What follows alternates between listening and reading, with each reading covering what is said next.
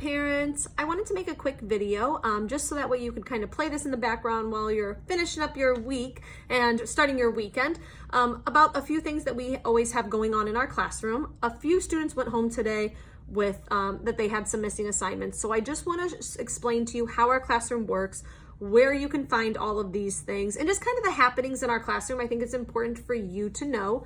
So the first thing that I'm going to show you are our social studies questions. So if by any chance your child ever says, I have social studies, the questions that I need to answer, or if you see that they forgot to do it, most of the students get the social studies questions done in class. A lot of times there are things that the students, these are things that the students can do if they get done with something early, if they've completed their morning work, most of the kids get it done then.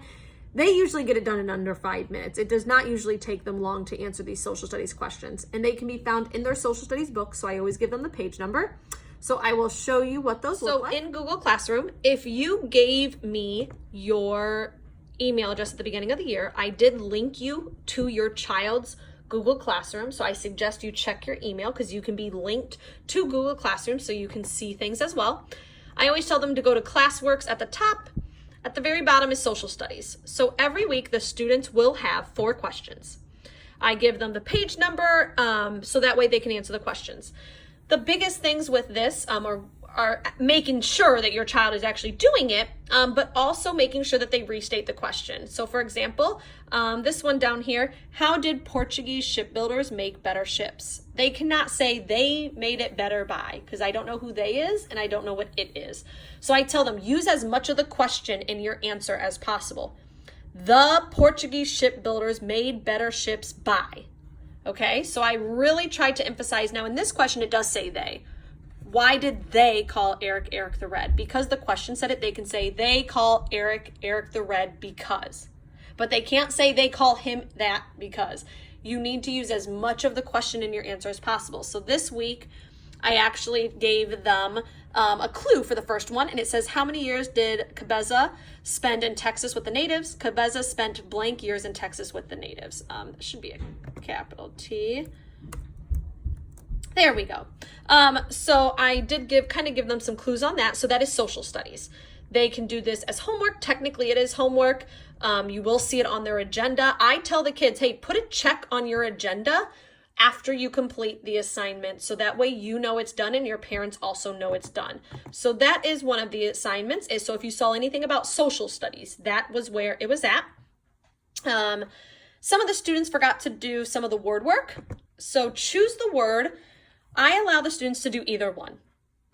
If they want to do the first one and if they get it perfect, they don't have to do any more. If they get the first one and they don't do so well, they can do the second one. They're different questions, but they still go with the same type of words and prefixes that we're using. So this week we looked at re, d, in, and x. So we looked at those prefixes and what those prefixes mean. They can also, if they don't know the meaning to a word, I tell them, you guys, use your computer. I really want you to get used to, using the computer for resources like that. So that's choose the word. I take the best score. So whatever one they get the better score on. Edge Elastic, everybody did that this week, so we didn't have any problems with that. Quick check is something that we do after our spelling test. So that's something, that's not homework or anything that they are given time to do in class. Here are the daily readings. So sometimes it may say your child forgot to do the Monday reading or the Tuesday reading. This week, I really emphasized and I wrote it down on the board in 2 different places and verbally gave the kids a lot of time. If your Friday folder has it listed on Monday, that means the week before they forgot it and I didn't check it until this weekend. So this week I said, okay, let me make sure that I check all of these so that way I know if there's any kids that need to make it up. So I did allow any kids today to make up their work and to get it all submitted in. So that way, I didn't want to punish them. We're still at the beginning. They're still learning how my classroom works. So every day, except for Thursday, because we do our reading quizzes that week, they will have a passage. And it's a quick little passage and it goes along with whatever skill we're working on that week. So this week we were working on inferences. So this passage is about inference. And then there are questions that they answer. Now there's only 4 questions, so it doesn't seem like a lot, but when you do it 4 times during the week, that's 16 points. So that's a good amount of points. So I encourage them to do their best. If it is too loud in the classroom, it shouldn't be, because everybody should be working on it. But if they're distracted, if they need, I have some kids that like to use whisper phones. I have some kids that like to do it in the support room. I have some kids that like to do it out in the hallway. I am totally okay with that as long as they are working whatever they need to do to get the best score that they can get. And then we do always have a reading quiz on Friday that goes along with whatever skill. Our response, so maybe it might have said maybe that they forgot to do their response. So the response is a passage that they read in centers. So we have 20-minute centers, and it's usually about a page long. This week it was about exploration, because we have moved from Native Americans to explorers. And then they always have one question about it, and they have to answer it. I just say wrap.